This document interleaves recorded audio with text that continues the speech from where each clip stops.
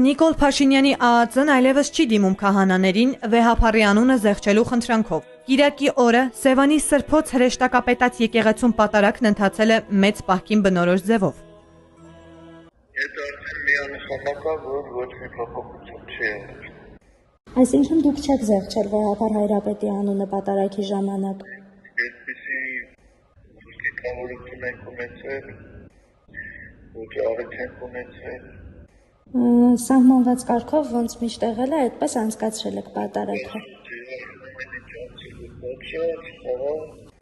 Մեծ պահքին բնորոշ մի խաղ։ Պատարագը մատուցած Տեր Իսահակ Վարդապետ Պողոսյանը Արմաթ մեդիայի հետ զրույցում ասաց, որ անակնկալ ձևով է Փաշինյանը մասնակցել իր մատուցած պատարագին։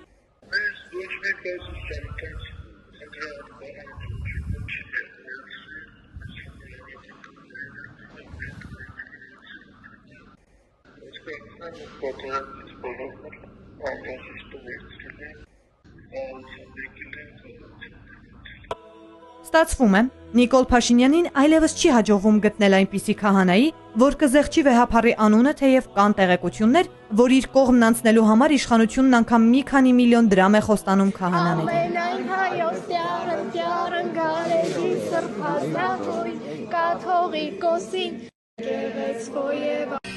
Բաժանորդագրվեք Արմաթ մեդիայի ալիքներին YouTube-ում, Facebook-ում, Instagram-ում և Telegram-ում։